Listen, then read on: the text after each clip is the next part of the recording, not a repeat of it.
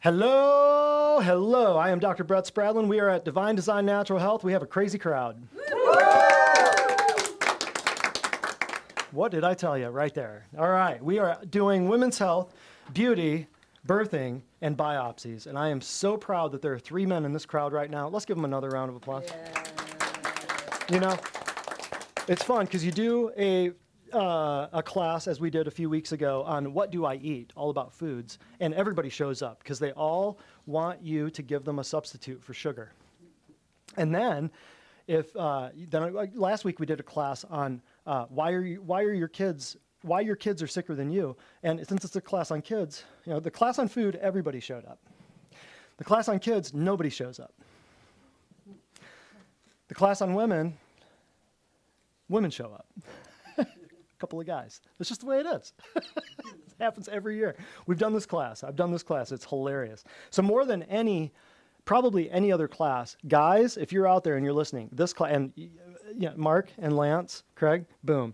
All of you guys who are listening here and online, more than any other class I probably teach, this would revolutionize your life, your marriage, and the way that you understand women. Not just your wife, but the way you understand women. This would help in a major way. So we're gonna get right into this. Let's go right to our good friends at Google. A couple weeks ago, sent us this little tidbit. Hi, Divine Design Natural Health. We've reviewed your content and found severe repeated violations of our community guidelines. Because of this, we've removed your channel from YouTube. We know this is probably very upsetting news, but it's our job to make sure that YouTube is a safe place for all. Have you seen the crap that's on YouTube? If we think a channel severely violates our policies, we take it down to protect other users on the platform. But if you believe we've made the wrong call, you can appeal the decision and waste a whole lot of your time because we won't respond to it. It'll just be an auto-generated bot. You'll find more information about the policy in question, how to submit an appeal below. I don't care.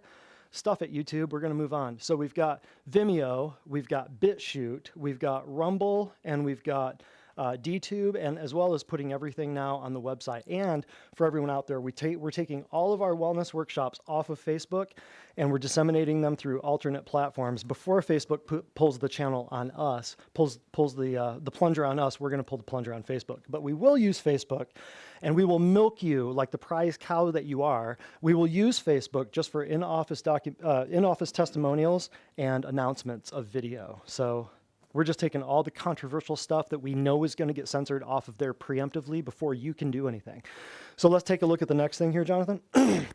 How does this affect your channel? Well, we've permanently removed your channel from YouTube going forward. You won't be able to access, possess, or create any other YouTube channels. You think that censorship is not happening? Right here in the United States of America, First Amendment, bye-bye. The only reason they have the Second Amendment is for when they start taking the First Amendment. So if you think this is not, listen, we had 200 subscribers on YouTube, maybe 10 or 20,000 views. What I'm going to show you on some other channels will blow your mind. We are a small fish in the ocean, but they're coming after us now. What are they going to do about homeschool associations? Or what are they going to do with doulas and midwives? What are they going to do with people who go to certain churches? Think about it. It's starting now, and you're seeing it in the media, how the big tech oligarchs are censoring anyone that doesn't go along with the narrative of the government. And I'm here to tell you that they're liars. And I'm going to show you through the history of what the American medical system has done to women and children tonight, okay? We will not be silenced. But I will tell you this. We're going to go on record. I'm not going to Jeffrey Epstein myself, and you will find me, rather than hanging from a necktie in a closet, you will find me with a pitchfork and a shovel and a headlamp on saying, come this way. So I'm going to help you in a big way. This tribute to Dr. Mercola right here. How many of you know who Dr. Joseph Mercola is? One person? 2 people out of 20 people? That's about it. That's about right. Dr. Mercola had the largest natural health website in the world. He's also a medical doctor. New York Times named Dr. Mercola the most influential super spreader. He's a medical doctor. Okay, so here's where'd we go? So here's Biden telling everybody that Facebook was killing people. Well, he didn't mean Facebook was killing people. He meant those people out there who are spreading disinformation. So the most influential spreader of coronavirus misinformation online, researchers and regulators say Joseph Mercola, an osteopathic physician, creates and profits from misleading claims about COVID-19 vaccines. If you know anything, this guy, he didn't need the money. He just did natural health, the largest natural health website in the world, because he saw the medical model crumbling. And he saw the complete ineptitude, corruption, and fraud that was happening in the medical societies and the medical colleges and the medical organizations. And he just started a website and said, well, let's tell people how to eat real food and drink real water. And then along the lines, he started telling people, hey, the drugs are bad. Here's what the pharmaceutical companies are doing. Nobody said a word until just now. Biden said said to Facebook and said to all these other big tech oligarchs, the Zuckerbergs and the Jack Dorseys and all these people, that these people have to be censored. He was the #1 person they went after. You know why? If the big one goes down, what happens to all the others? So he voluntarily, let's go to the next thing here, his little PDF.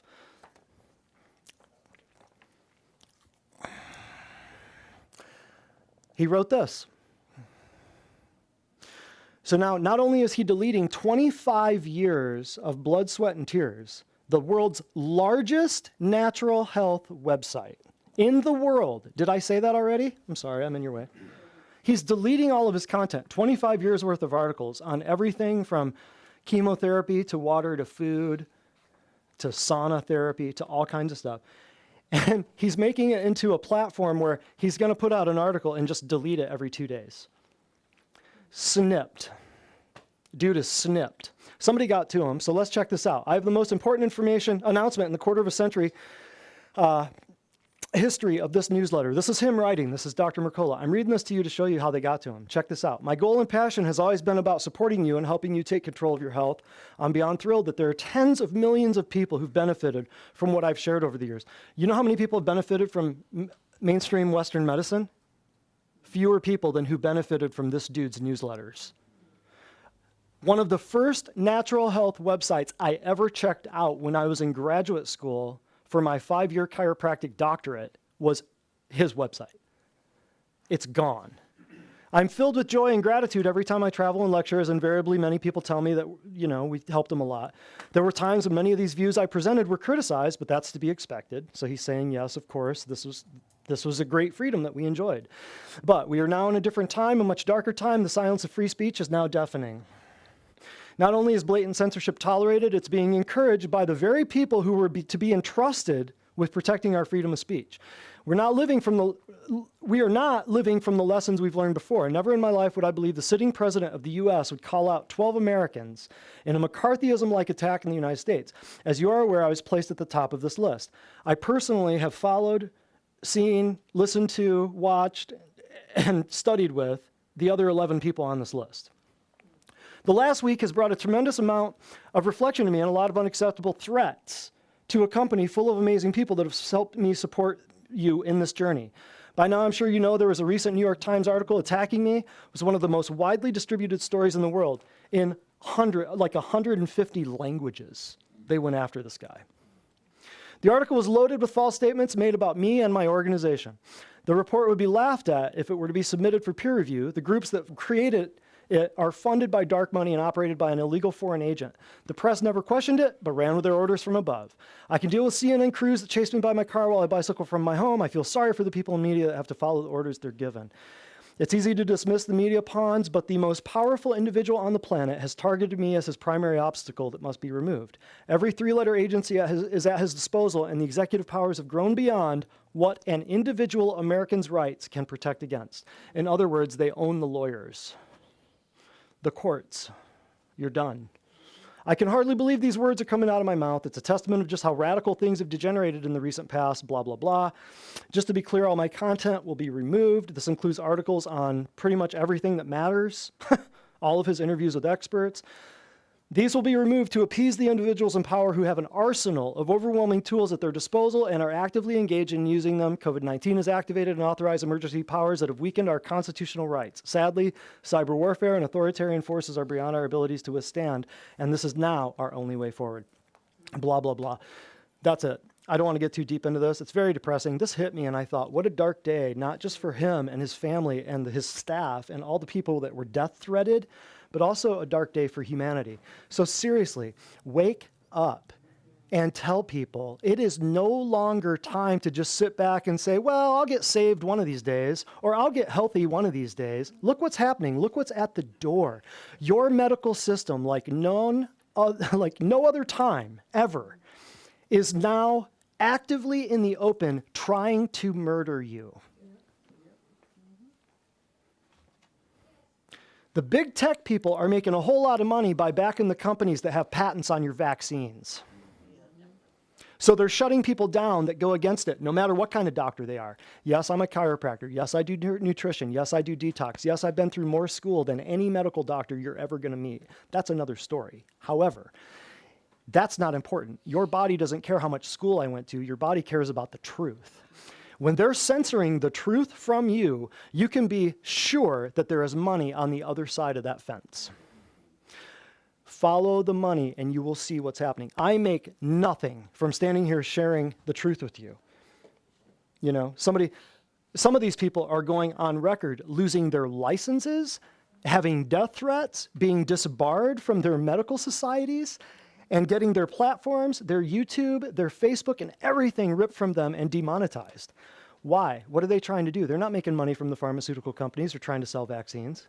They're just trying to tell you the truth. But these guys are coming under, this is persecution. This is not even persecution of the church yet, but it's coming. Just check this out. I don't want to focus too much on that, but you people need to understand. And your family members and your friends and your coworkers need to understand this. If they're still watching TV, here's the deal. People are indoctrinated, fluoridated, medicated, vaccinated, glyphosated, cosmeticated, food sedated, irradiated. You ever wonder why people just don't get it? You ever wonder why you pull up to the dude at the stop, next to the dude at the stoplight, and he's sitting by himself and he's wearing a diaper on his face? You ever wonder, you see somebody at the grocery store and they take up 3 spots the way they park their car, and you're thinking, man, it's broad daylight. What the heck is going on? They're high as a kite. You just don't know it because it's broad daylight and they're not drunk. But people, when they are under the spell of their television, their tap water, their medical doctors, their pediatricians, their crappy food, the stuff they cake on their face, more of their crap, this is the genetically modified and poisonous food, and then here's the food that's designed to shut their brain down, and then they're getting irradiated by holding a cellular device to their head all day long, and sitting around in Wi-Fi, bathed in 5G, you wonder, how are people even walking and breathing and living? So it's very likely that your coworkers and family members have differing views, at least in part, due to the list above. If you just can't seem to get through to someone, one question you might want to ask is, where do I start? Should I fight their CNN? Should I fight their Xanax? Or should I fight their Maybelline? Effects of the above will lead to a misdiagnosis and inevitable drugging for life. How do I know? 1 blood test 25 years ago and you're still on Synthroid.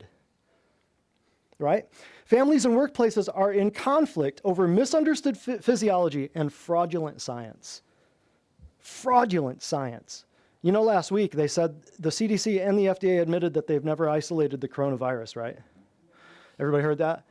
I'll say it again, because it just goes beyond.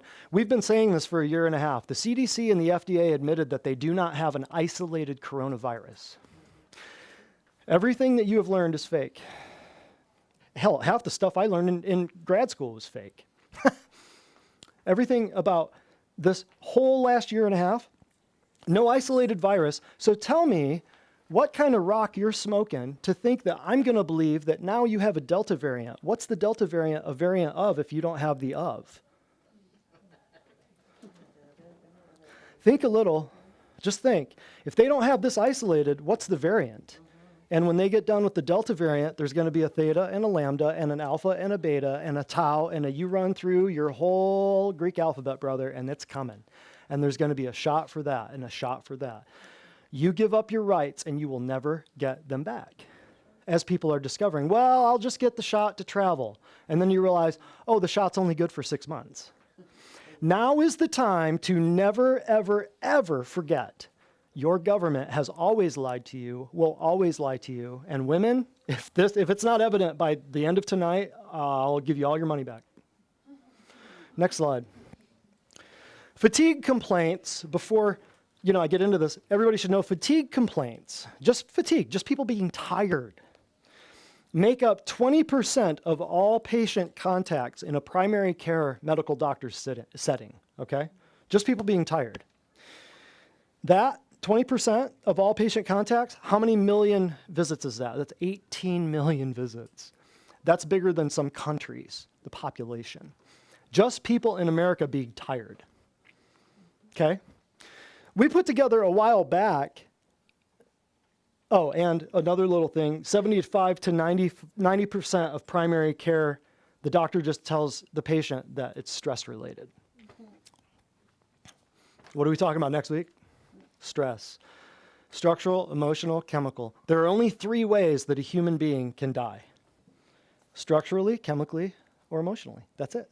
Combination of those would be nice for some people, but there are only 3 ways that you can die.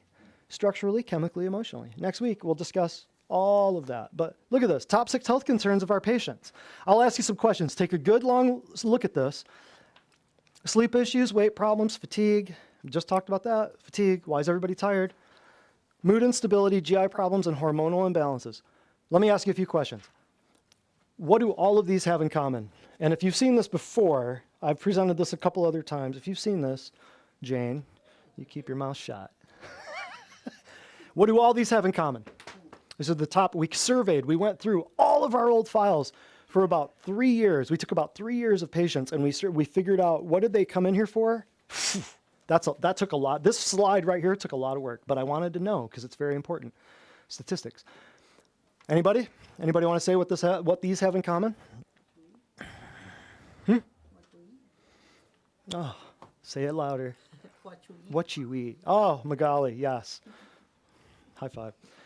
All of these are caused by what you eat. They're all nutritional disorders. Well, every disorder is a nutritional disorder. However, these most certainly are nutritional disorders, right?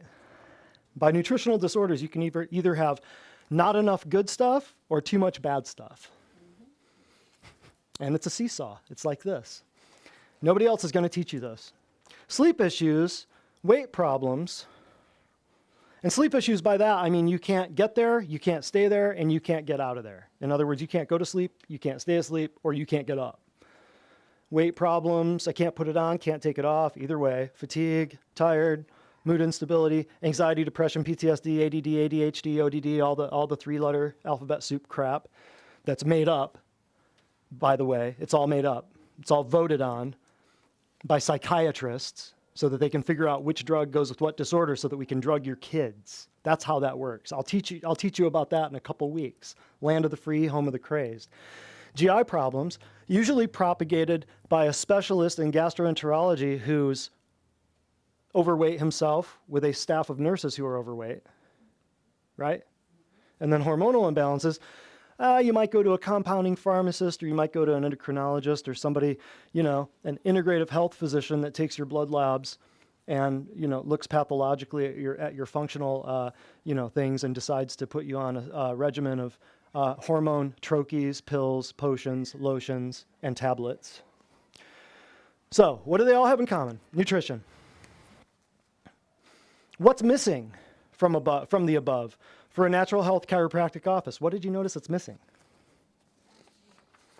Pain, musculoskeletal stuff. Why does everybody come here for those things? Go back to that last one, Jonathan. Look at that. Top 6 things that people come here for, not one of them is neck pain, back pain, headache, musculoskeletal, ankle, knee, shoulder, wrist, elbow, hip, hand, neck, back. None of it. What does that tell you about how the medical system is screwing you? And how it's failing? What does that tell you? They're coming here to get fixed because they've been to specialists for all of this for years. And they're drugged and they're missing organs. What's the next question? Who experiences the above conditions more frequently? Let's go back. Sleep issues, men or women? Women. Weight problems, men or women? Women. Fatigue, men or women? Women. Mood instability, men or women? Women. GI problems, men or women? Women. Hormonal imbalances, men or women? Women. 95% of the patients who come to this office or any office like it across the North American continent, men or women? Women. Now, so we just discussed who's sicker, men or women? Women. They have more conditions, they have more symptoms, they have more severity of symptoms, right? But now let me ask you a question. Who lives longer, men or women? Women. Do you see the problem with that? You're getting it. I think you guys are getting it. Women are sicker. Wait. But you're telling me women are sicker. Did we all agree on that? We just discussed all these problems. Women. They live, but they live sicker. But now you're just telling me that they live longer? Because the men don't get all the stress on the woman. Because the man puts all the stress on the woman. That's a good. That is. Don't look at me, he says. That's hilarious. That's hilarious. Because the men don't admit that they're sick. Men are boneheaded, yeah. Men are boneheaded, I will admit. So we're going to talk about why all of that is true. Why are all the women have more conditions, the women have more issues, but the women live longer. We can talk about that. If at the end, I can answer the physiological reasons behind that, but we're going to get into some of the actual big time reasons coming up. But what's criminal is what medicine does to women, and then even what's more criminal is what you have been tricked into doing to yourselves. And I'll show you that. So let's check this out. Oh, well, we're going to do a commercial break real quick before we get right into the nitty-gritty. Amanda, come on up. Commercial break. All right. So this one, she says, I had been experiencing daily hot flashes, and my nights were miserable from having them as well. After seeing Dr. Spradlin, the hot flashes were completely gone within just a few days. It is such a blessing to see such dramatic results so quickly. Wow. Probably a lifetime of those problems. Hot flashes? I thought hot flashes were just genetic. I thought everybody gets them. It's normal. It's common. Everybody gets... Did your grandmother have hot flashes? Did your great-grandmother have hot flashes? Never heard of it. Never in the medical literature. Where did hot flashes come from? Didn't hear about it 100 years ago. We'll talk about that.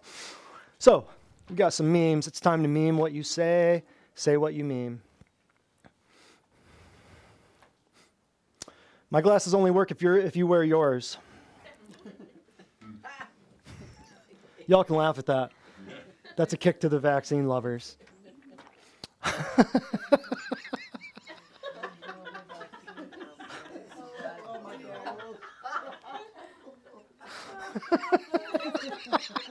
Okay, you can. I don't want to look at that any longer. Now, I will have you say, I will have everybody, the girls kind of put some of these memes together and decide, I see some good ones and I send them, and then other people, we gather them from, raise your hands if you've given us memes. So we get memes from a lot of different sources, and sometimes it's like, yes, that one has to go, that one's hilarious, and other times it's like, well, this is a good conglomeration of what the girls have put together. So think about it. September 22nd, this is 2020 from the CDC, no quantified viral isolates were available. Think about it. You don't have an isolated, cultured, purified virus. How do you know? You stick a swab up somebody's face, and then you run it through a fake machine, or not a fake machine, but a PCR test, a forensic science machine to amplify data, and you're going to tell me that all of that you found was magically something that doesn't even exist in a laboratory?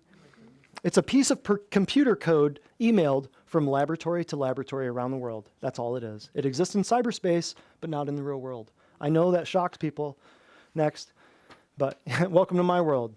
I listen to and watch the top doctors in the world on a regular basis. And they are not on CNN, I promise you.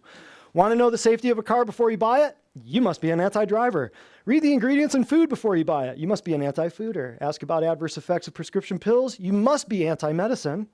Research safety ingredients and side effects of vaccines.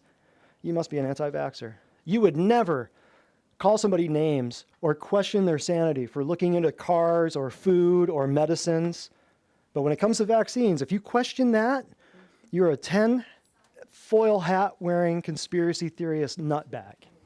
Next. That's how much, let's go back, hold on. That's how much they've gotten into your psyche. Understand the psychological warfare that they have engaged in. Understand. All you can think of, and I hear it already coming out of somebody, what about smallpox? What about polio? What about smallpox? What about polio? What about smallpox? What about polio? There are answers to those questions, and those are good questions. Watch the class we did last week on why your kids are sicker than you, and you might understand something about that. That's a long talk. We can get there, but just not right now.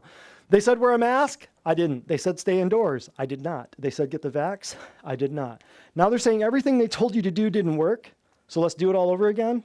Not doing it. Not doing it. Can we put up some chairs in the back here, Amanda? Pretty please. Next. Beauty. All right, ladies, here we go. So the ways that we've put these things together, 3 things: beauty, birthing, biopsies. So beauty, I would say between the ages of 12 to 18. I would say birthing, I would say 18 to 35, and then I would say biopsies from 35 on up. But we're going to get right into beauty right here. This is where it all starts. Ready? Go. We're going to ram through this, okay? Early puberty, ladies. Your 8 to 13-year-old daughters, that's the new average. Due to 3 things. This is the stats. I can show you sources later if you'd like. Childhood obesity, ingestion of animal proteins, and exposure to endocrine disrupting chemicals. Those are things that mimic and take the place of estrogen. But by no means am I telling you to be a vegetarian or a vegan. By no means. However, the average U.S. woman uses 12 personal care products per day. We'll get to this later. We'll do the math. We'll show you. They contain an average of 168 different chemicals. There are over 13,000 chemicals used in cosmetics. This is just cosmetics. We're not talking about the cleaning supplies. We're not talking about your toothpaste. 10% have been evaluated for safety. So let me get this straight. The same companies that are selling you the chemicals that make you sick have subsidiaries in the pharmaceutical world that will sell you chemicals to make you better. Let that sink in for a minute. You're buying crap from one company, poisoning yourself with it, whether it be cosmetics or food, and then you're turning right around and buying other crap from their evil mafia brother, but he's promising he's going to make you better by buying similar chemical crap. So how does this all happen? How do they get a hold of the kids? How do they do this with childhood obesity and exposure to endocrine disrupting chemical? How does this happen?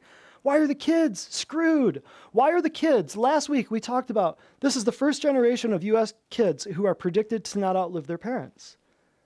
They're overweight, they have allergies, they have asthma, they have diabetes. And did anyone see the list of hundreds of hospitals just for children with cancer in the United States? Hundreds. I never saw, and you will never see an autistic kid over the age of 40, 45. Ever wonder why? And you'll hardly ever see autistic kids that are female. 90% of them are male. There's reasons why. And we also went through the autistic schools. Just one website that lists accredited autistic schools. How many of you were here for that? Wasn't that crazy? Half the class. That went on and on and on. Just a spreadsheet of cancer hospitals and then another spreadsheet of autistic schools. Here's how it happens. Ready? Nobody's going to tell you this. Because if they do, they get taken off social media. Here goes. Check this out. Cosmetics. We just talked about that one, right? Potent toxins applied to sensitive mucosa of your eyes and your lips. Yes, I'd be writing this down. Everyone you know needs this. So this is just the 13. These are just a few things I came up with off the top of my head from the 13 from the 12 to 18-year-old category, basically. So cosmetics. You're putting all this crap around the sensitive mucosa of your eyes and your mouth, right? Here's just a few things. Those 12 products that we just mentioned in the last slide, here goes. Just a few. Came off the top of my head. Foundation, concealer, powder, blush, mascara, eyeliner, eyeshadow, lipstick, lip gloss. That's just on your face. That's just on your face. So Maybelline And Estee Lauder and all these guys, you think they're not little bed buddies with the pharmaceutical giants? And then they put stuff in magazines to brainwash your daughters to think that they have to look this way. Next, hair dye and products. Hair dye, stuff like shampoo, conditioner. Let me tell you a little story. People always ask me, like, how do you know the foot spas work? Let me tell you a story. Here's how I know the foot spas work. Well, first, physiology. I don't just believe in something just because somebody tells me. I look at it and go, does this make physiological sense? Like, how could putting your feet in water with an electric current, ionizing the water, how could that change the properties of your blood being able to carry oxygen to your lungs and your heart and your kidneys and your digestive tract? Okay, that makes sense. That makes total sense. And once you understand it, you get your head wrapped around it, you go, okay, it's like walking on a beach. It's the same process. We don't have a whole lot of beaches around here, so that's why we do the foot spas, right? But the first year in practice, and one of my patients who's been with me the longest, she's been with me practically 8 years now. She had just dyed her hair bright red. I mean, she's a bird of a different feather, if you know what I mean. She had just dyed her hair bright red, and I walk in, the foot spa's ending, and I'm walking in, I'm running around like a chicken with my butt cut off, and I run into the room, and I look down at her water, and I look up at her hair, and I go, look at your water. And she looks at her water, and she goes, oh my God, that's the same color as my hair. I said, yeah, that's interesting, isn't it? And she said, and it just dawned on her. It was this moment of clarity where she went, if that goes on my head, it has to get into my blood. If that goes on my head, in my skin, does it seep into your bones and your blood? Does it get into your brain? How does it go here? And then a couple days later, it comes out here. Well, your feet are sweating. What are your feet giving off when you're sweating? It just makes total sense. So when you put hair dye on, don't be shocked if you have dementia. Don't be shocked if you can't remember where you put your car keys. Don't be shocked if you have anxiety or depression or anything. I'm not coming down on anybody who colors their hair. I'm saying just be aware. And there are other options out there that will not kill you and give you cancer of the head. There are other options. But it's very difficult to get dark, black, brown, and red in safe, non-cancer causing options. Very, very hard to do that. We could talk about that later if you have questions. Lotions and perfumes. If I had a nickel for every woman that we got rid of their allergies, asthma, or dry eyes by getting rid of their perfumes that they sprayed on and were wafting all day long, if I had a nickel for all the allergies that went bye-bye the minute you got rid of their detergent and the crap that they were breathing all day long, it's not allergies. I promise you it's not asthma. Lotions and perfumes, that's the big thing. What goes on, just like with the head, just like with the hair dye, what goes on goes in your body, right? If you're not going to eat it, don't put it on your body. Especially nowadays, because what's happening to the number of chemicals? Is the number of chemicals going up or down? Is the strength, the cancer-causing ability, and the teratogenic DNA-breaking ability of the chemicals getting better or worse? Much worse for your body. So the chemicals are getting worse, and the number are getting much, much, much worse. Soaps and detergents, kind of the same thing. What goes on is what goes in, but you're wafting this stuff daily. Your allergies, your asthma, dry eyes, dry skin, zits, acne. Then they'll be taking, acne medication and stuff like that to get rid of their zits because they think it's acne, but it's not acne. It's a reaction to the soap. See how this crap, they just don't tell you the truth? And then it's lie after lie after lie after lie. And you have to cover up to cover all these lies. And it just never ends. And that's what side effects are. Side effects are lies told to your body by the drugs that you're trying to kill yourself with. Amalgam fillings, we won't spend a whole lot of time on this, but we've helped a lot of people get the amalgam fillings out of their mouth. Amalgam fillings, if you look in your teeth and you see the black and the silver and the gray fillings. I used to have a mouth load of them. I'm not coming down on anybody. I got them all removed though, and I highly recommend that you do too. There's a way to do that safely. Amalgam fillings.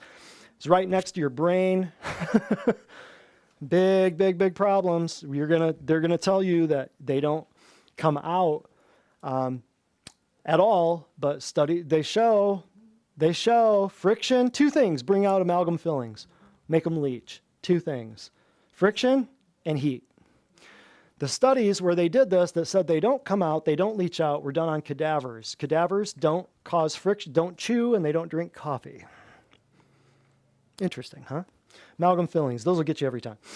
High heels. Oh, ladies. Why do women do high heels? Craig's shaking his head. He has no idea. Why do you do high heels, Craig? They just feel better? That's what your mom taught you?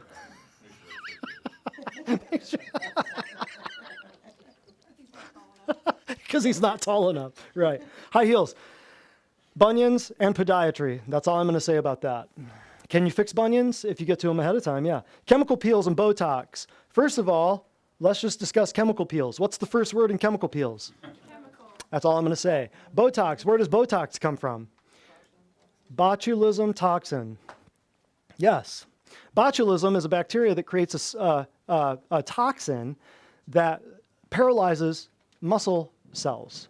So when you inject Botox into certain places in your mouth or in your eyes to paralyze the muscles so you don't cause wrinkles, well, that's one way to use them. Another thing, Botox, you got headaches? Yeah, we'll just go pump your neck full of Botox. It's a botulism toxin. Enough of it would kill you. It's a very potent toxin. So you want to tell me that medicine's good for you? Look at what they're doing. You want to tell me? Oh, yeah. Watch my pharmakia class. You want to know what medicine's really up to? The roots of your pharmakia healthcare. Go on Rumble, go on BitChute, go on BitChute, Rumble, Vimeo, go on all those, and just look for DDNH 108, the roots of your pharmakia healthcare.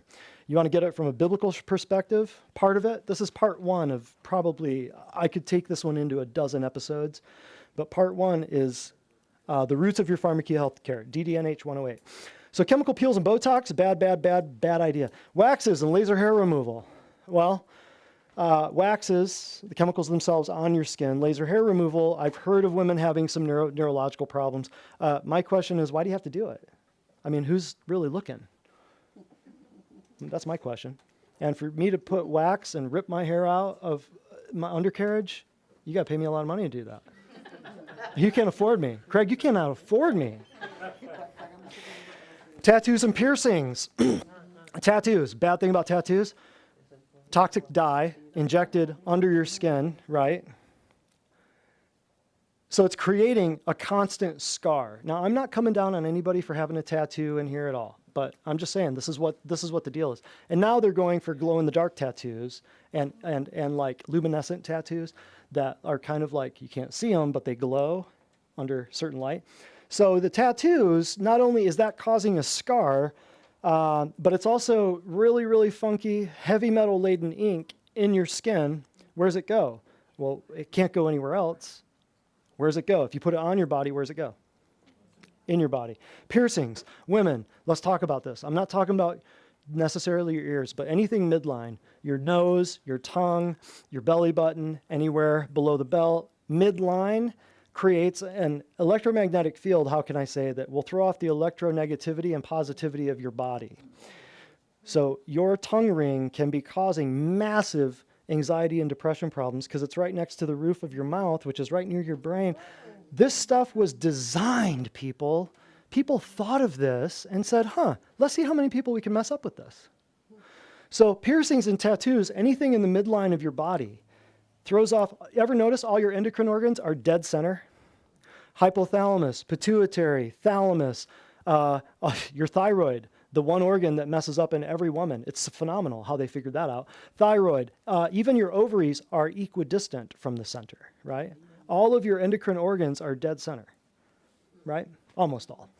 So just think about this stuff. Just think about it. Teeth whitening strips. Let me think about this one.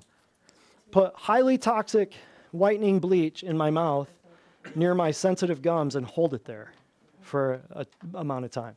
Next, manicures and pedicures. I have my own little experience with this right here. Oh, I feel the heat coming from everybody in the room. Goodness. Ladies, don't shoot the messenger. That's all I'm saying.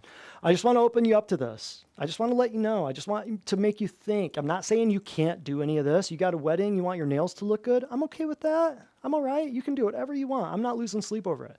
But I'm just saying, just be aware of this. You go to the mall, you walk past the Asian nail salon or whatever. I'm not saying anything bad about it. They just happen to have, the market cornered on the nails, right? God bless them. So you walk past the nail salon, and what do you smell? Chemical death. Toxic chemical death, right? They're all wearing masks before it was cool, weren't they?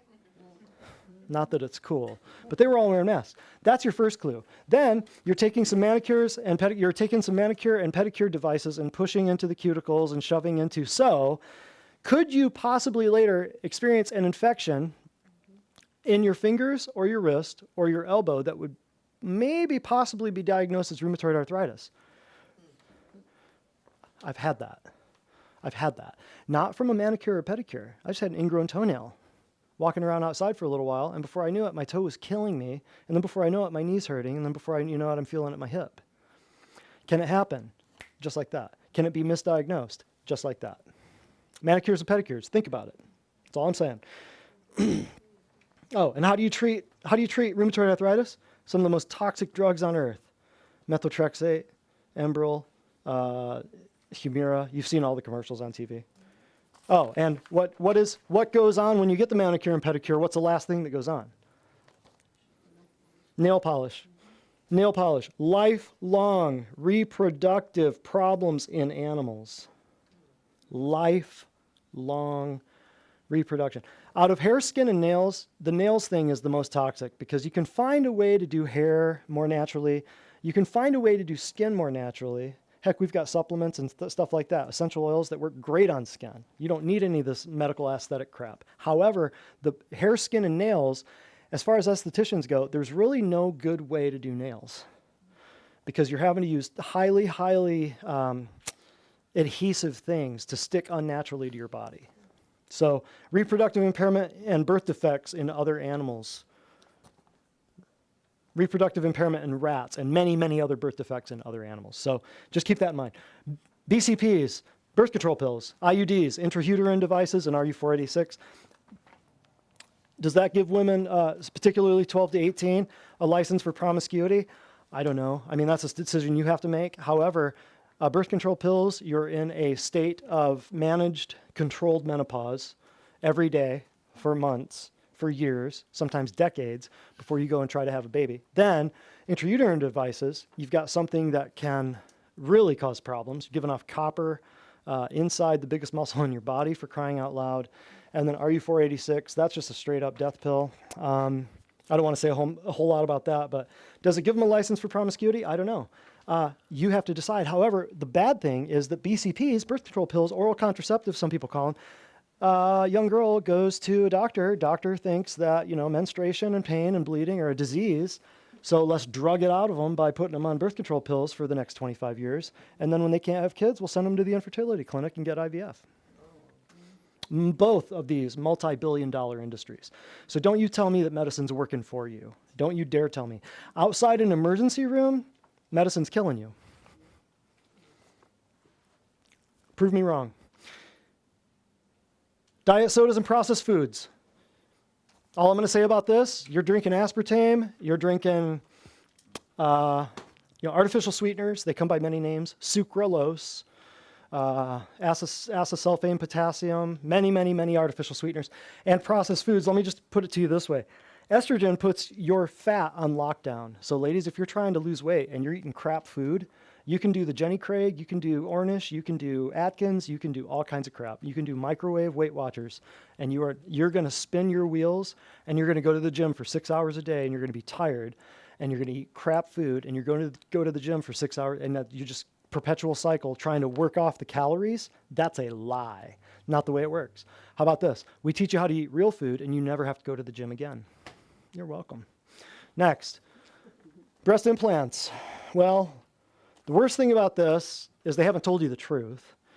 And the best thing about it is that there are a lot of women out there experiencing the same problems, and it's now referred to as breast implant illness, BII. If you go to Facebook, if they haven't censored this yet, along with all the other natural health stuff, breast implant illness is something that's usually experienced by people who've had implants for quite some time, and then all of a sudden they start having a autoimmune flare-ups, and they get diagnosed with lupus and multiple sclerosis and then all these other things. And then your body, they don't tell you this. The doctors don't tell you this. They just put you on drug after drug after drug. But a lot of very enterprising and very smart women who figured this out said, well, it's breast implant illness because your body, if you have two invading things in your body, under your skin, under your muscle, what's your body going to constantly try to do? Get rid of it. So it's going to build up tissue, capsule, tissue, capsule, tissue, capsule, and before you know it, you're going to have some problems. Unless you do some, I'm sure you can do detox and other things to remove some of the problem things and but the biggest thing is breast implant illness. You can look it up now, as long as they're not censoring it off of, see how important it is that free speech is alive? See, because what if that just goes away? The hundreds of thousands of women on Facebook groups for BII, what if that just goes away? You'll never hear about it, right? If it's censored off the big tech platforms.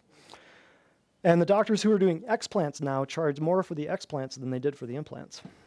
There are some doctors that only do explants now because they figured it out and they go, wow, I can't do this. Wow, there's going to be big money in women getting them taken out. Now docs are only doing explants. We've helped probably about half a dozen women or more probably by now get rid of these things. But it was only because they came in and we realized that you'll get to a certain level. You'll hit a ceiling. And then eventually you'll have to say, hey, that IUD, it's got to go. If you want to continue, if you want to keep going, if you want to get better, you'll hit that, whether it's breast implants, IUD, whatever it is, birth control pills, you'll hit that ceiling and you won't be able to go. You won't be able to go much further. Something to think about. Wire bras. Let me get this straight. You've got a metal antenna wrapped around your girls, compressing the arteries, nerves, veins, and lymphatic drainage to the entire upper half of your body just so you can look good and have a push-up bra. Once again, electric antenna compressing all of your stuff. Horrible idea. Breast cancer waiting to happen. Next, spray tans. And well, what's the problem with spray tans? I'll let you guys explain. Chemicals. There you go. There you have it. Just see the billboards look great. But then you get in there and you smell the chemical death, and it's another story, right? Next. Well, I'll just put this in there because, besides the BCPs and the IUDs and the stuff, the anxiety, depression, all the other drugs that young girls are on, it's disgusting. And then the very last one, vaccines, and specifically Gardasil. Oh, and don't forget with drugs, you got diet pills. ADD for attention deficit kids becomes a wonderful appetite suppressant for fat little teenage girls, right? Doctors know it. That's called prescribing a drug off-label. It's a wonderful appetite suppressant. Why? Because it pushes up your fight or flight system, so you're constantly in this mode. When you're constantly in this mode, are you thinking about eating? No, it's a natural appetite suppressant. When you're running from a bear, you're not thinking about eating a steak, right? You're running. You're always flipping. Want to know why they're always anxious and depressed? Because they're flipping. And they're always in a fight or flight response. Therefore, they lose weight. Off-label pills for diet, for weight loss. All your psychotic meds, all your antipsychotic meds. Vaccines and Gardasil. This is one of the biggest. Gardasil. Before the corona hoax, Gardasil was the worst vaccine ever made. Killed more people than any other vaccine. There are entire Facebook groups, once again, if they're still there, if they're not being censored by Zuckerberg, the Gardasil there are entire Facebook groups for parents whose kids died from Gardasil shots. And that is to keep the kids from having HPV. Very small amount of people ever have human papillomavirus, and it's only a certain couple strains that even cause it. So between breast cancer and cervical cancer, if they can get you thinking about one of those things, they've got you. So all of your kids, all of your teens, 12 to 18, boom, this is what they're being hit by, and it is a scam, and it is a criminal act. And on that note, Amanda, bring us some happy. Comic relief. We need some happy. It's criminal. All right. So this lady says, I have had painful ovarian cysts for most of my life. After my initial visit, I started taking standard processed supplements that were recommended for me, and within 3 days, I noticed my thinking was clearer, my sluggishness was gone, the pain in my neck and shoulder blades was minimal, and most of my ovarian cyst symptoms had disappeared. By the end of my second week, I was pain-free, energized, alert, and able to work and exercise without the use of ibuprofen. So that's awesome. Without the use of ibuprofen. Yes, I have Wow. a very similar testimony. Very similar. Wow, interesting. Ibuprofen is usually required for most workouts. Yes. The people who rule you know that if you won't fight for the right to breathe properly, the sky's the limit for your perpetual enslavement. It blows my mind. It blows my mind that people will wear a diaper on their face. Tolerance will reach such a level that intelligent people will be banned from thinking so as not to offend the imbeciles. Tolerance.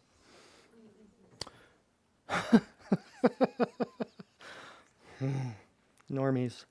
Next. If your shot works, why do I need it? If your shot does not work, why do I need it? Simple trains of logic. Simple. See, the truth is always simple. If you're looking for peer-reviewed, white paper, PhD level research science to like support your thoughts and this and that, scrap it. Just think, what's true? Truth is always simple. The more it's clouded in, academy speak, the less you should want anything to do with it. Next, vaccine passport. I think we've seen this before, for sure. Some people are laying down for this, thinking it's a good idea. Say what? A lot of people laying down thinking, oh, well, I'm going to die from, no. How about see, all the people lecturing you on you need to get a vaccine and this and that, look in their grocery carts. You're going to lecture me on health? Nope, not going to happen. People need to stand up. Now, speaking of standing up, here goes, birthing. Here's part 2. Ready? As of 2010, 25,000 American women deliver at home to avoid medically invasive procedures. I went back to some of these stats that I had from years ago because I don't trust the stats that are out there now. There's really some stats out there that you've seen what can happen in the last couple of years as far as what's up there and what's not up there. So I just went back to some old stats. Let's look at the old stats. 10 years ago, extrapolate and see how many more women would deliver at home based on the chaos that's going on in the American healthcare system. 75% of women have normal pregnancies. 99%, however, of U.S. births occur in hospitals, yet the U.S. has one of the world's highest infant mortality rates. Very well known. That is very well known. That is not some chiropractic stat. That is not some natural health kid who's kind of pissed at the system. Medical doctors know this. The United States has some of the crappiest healthcare in the industrialized, mechanized, technologically advanced world. And I tell people all the time, think about it. We live in the most prosperous, technologically advanced country in human history of all of recorded civilization, but we have the crappiest health. We have all the drugs, all the surgeries, all the vaccines, all the procedures, but we have the crappiest health. That right there, and everyone agrees. Everyone should notice that. So the next time you're talking to your grandpa or your grandma or your aunts or your uncles, and they're saying, well, I'm perfectly healthy, you can slap the oxygen tank out of their hands.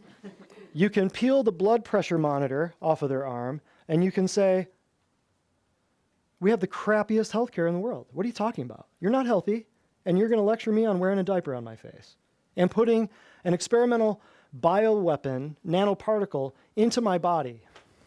Let's talk. I'll go toe-to-toe with you on that one. Next. Back in 2000 to 2005, this will rock your world. Maternal mortality rates rose 54% in the U.S. while other countries decreased. These are well-known stats. I'll show you where I got these if you want. In 2000 to 2005. That was 15 years ago. What's happening now? I don't know. Has anybody in this room heard of an increased rate of miscarriages? Infertility? Anybody? Heads are nodding all over the place. What's been happening in the last 15 years? Most likely due to C-section rate, which is the most common operation in the U.S. Your C-section is not for your convenience, ladies. It is for the convenience of the medical staff. And then women are like, no, I can't have a home birth. Why not? People did it for 6,000 years. Why are you special? Next. In the US, 1/3 of all births result in C-section. Other countries have rates of 10 to 15%. Remember that crappy mortality rate of infants? Next. The risk of death during delivery in the US is 3 to 5 times higher. Hysterectomies are 4 times higher in the US. You still want to try to tell me the US healthcare system is rocking? You still? Because I'll show you some stuff that might say otherwise. It's right there in plain sight. I don't care what Google or CNN or MSNBC says. So let's get into why. A couple of quotes here. Here's a nice little observation for you. We live in the most perverse, sex-crazed generation of debauchery in all of human history. Yet the birth rate in the U.S. is steadily declining. Guess what? Pro-life advocates will be out of a job, and we won't need abortion anymore.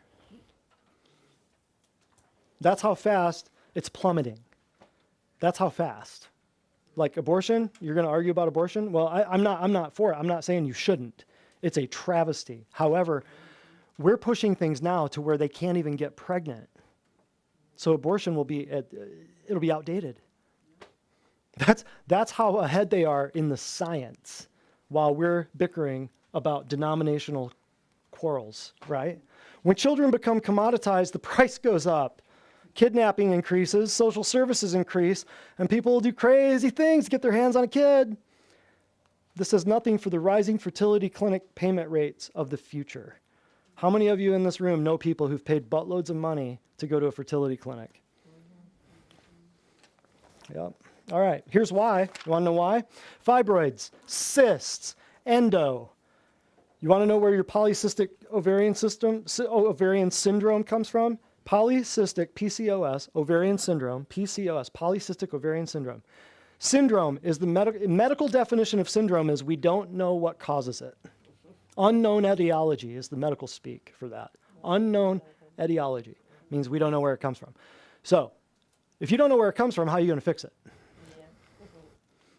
Stupidity. If you don't know where it comes from, how are you going to fix it? It's easy. We just cut it out. Well, but then what happens if they come back?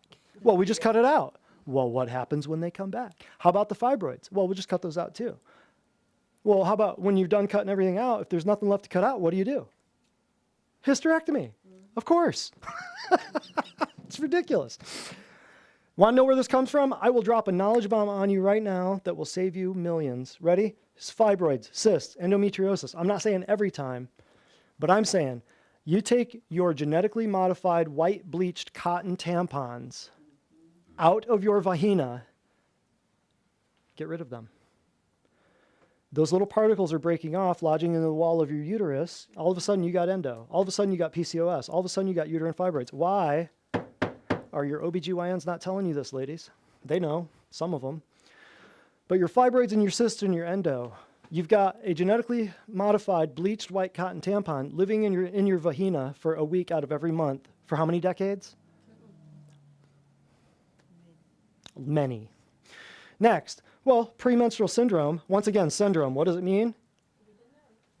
Huh? We don't know. You've been saying it your whole lives. Did you know that premenstrual syndrome means it's a something that's premenstrual. It's your whole flare-up, emotion, blood pressure, but we don't know what causes it. Premenstrual means before your period situation that we don't know what causes it. That's what PMS means. You've been saying it your whole lives. You don't even know what it means. PMS. Cramping, bleeding are considered diseases. How do you treat them? Birth control pills. Perfect. You see the pattern? We've got all the drugs, we've got all the surgery, we've got all the procedures. We've got all the procedures that lead to the drugs and the surgeries. So if the doctor doesn't give you a drug or a surgery, he'll give you a procedure that'll lead to a drug or a surgery. Am I lying? Next. UTIs and antibiotics. Oh, UTIs are a quick turnaround. Ladies, you got UTIs, bring them here, drop them off. We'll have them back to you by the end of the night. UTIs, antibiotics. They're going to pump you full of antibiotics. Then that UTI went from a UTI to a what? Every woman in this room knows. That UTI, when you give it antibiotics, becomes a what? Yeast infection. Every woman knows it. Why do they keep doing it? I don't know, because they think that's the only option. You have other options. We are your advocate here. We will teach you stuff. You're not going to hear this anywhere else. Admit it. Injectable fertility drugs. How many of you know these? Right? If we can make you infertile through injection of a bioweapon, nanoparticle, experimental type, then you will spend your life savings trying to have a baby so you can put pictures on Facebook, right? Injectable fertility drugs. Breastfeeding, another disease, according to medicine, and you should be shamed for trying to feed your child in an airport, right? So that's why we build the little things. What do they call them? Mom shacks? What do they call them in the airports that you can walk into and shame yourself for trying to feed your kid like they did for 6,000 years because it makes some liberal a little uncomfortable, right? IgG, you get your IgG, immunoglobulin G, from your placenta. You get your IgA, immunoglobulin A, from your breast milk. That coats your lungs as a baby, and that coats your GI tract. So when you do not have IgA from breast milk, and you do not have your lungs coated and your digestive tract coated as a baby, what are you going to have? Maybe lung conditions, maybe asthma, maybe allergies, maybe infections, maybe COVID. Oh, I can't even say that name, right? Maybe pneumonia. Maybe if you don't have the immunoglobulins from your mother, you're going to have problems. I won't even get into that. Well, fewer ear infections and colds because you're getting your immunoglobulins from your mom's breast milk. But if you don't do that and you do formula, guess what? You're screwing yourself. Here's another thing. When the baby latches on, it's supposed to form that dental palate. It's supposed to form the proper arch, right? You ever notice in the last 20, 30, 40 years, how many kids with braces and palatal expanders? Weston A. Price traveled the world and he found all across the world indigenous populations from Aborigines to Native Americans with wide dental arches. Wide dental arches. They didn't have crooked teeth. They didn't need braces. And they didn't even have cavities. Until white man came along, gave them alcohol and sugar. And then birth defects started going through the roof. And their teeth just all crazy, right? I know. I was one of those kids.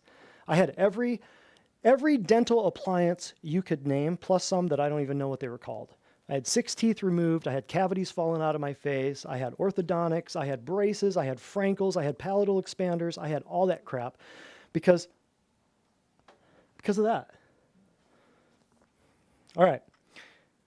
Gardasil, more drugs. We already covered that. But I just wanted to put this here for birthing because guess what happens to the drugs? Do they get into the placenta?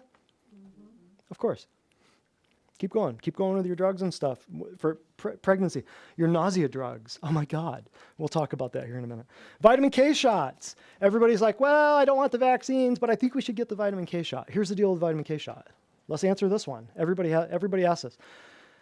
You're thickening your kid's blood. So what do you think is going to happen to the oxygen level in the kid? Is the kid going to be deprived of oxygen, or is the kid going to get more oxygen if you thicken the kid's blood? Who knew more? The atheist doctor pumping crap into your kid, or God who knit the kid together in his mother's womb? I'm waiting for an answer on that one. Yes, ultrasounds. Now these puppies, they've been around since what, 55? So they've been in widespread use since maybe 60s, 70s-ish. Expensive, doubtful usefulness, hardly any standards between technicians, equipment, ultrasound levels, strength, penetration, power. And they're increasing rapidly in frequency. I mean, women, somebody tell me, typical woman, how many ultrasounds you get during a typical pregnancy? 4? 4, is that right? There you go. So we'll read you something here in a minute that will make you shake your head. Make you shake your head with why this is happening so frequently. Just think about it. You're slapping your kid, developing, DNA, rapidly changing and growing, slapping them with sound waves. Sound like a good idea? We'll move on. Ultrasound. Oral glucose tolerance testing. Look at this. How many of you in here know what this is? Checking you for gestational diabetes. How nice. Water, dextrose. So you've got natural flavoring, citric acid, food starch modified, glycerol ester of wood resin, brominated soybean oil, FD&C, yellow number 6, sodium hexametaphosphate, BHA, sodium benzoate.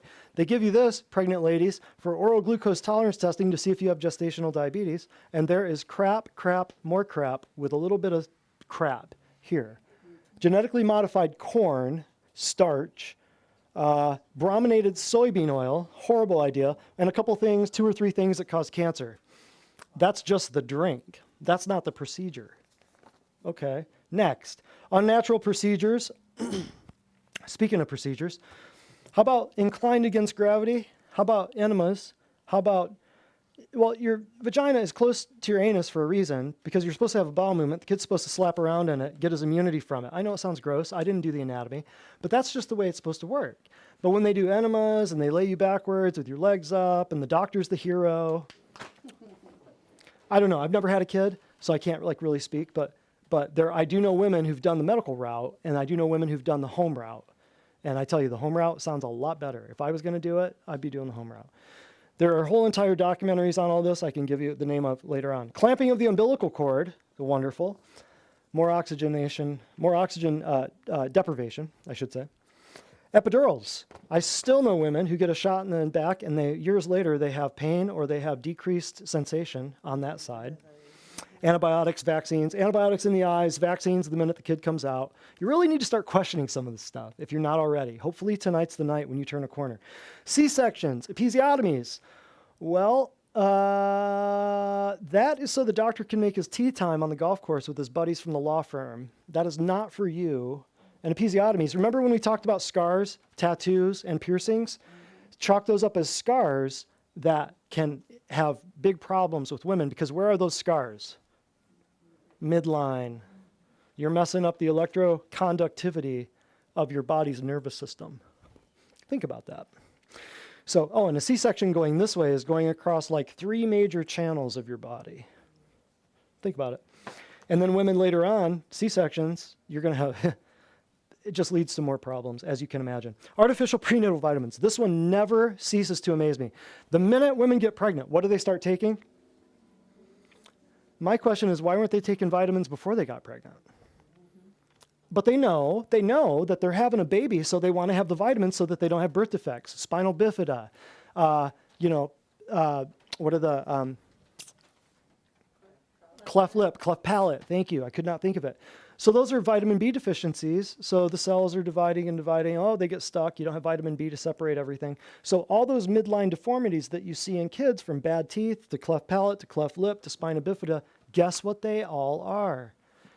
Vitamin and mineral deficiencies.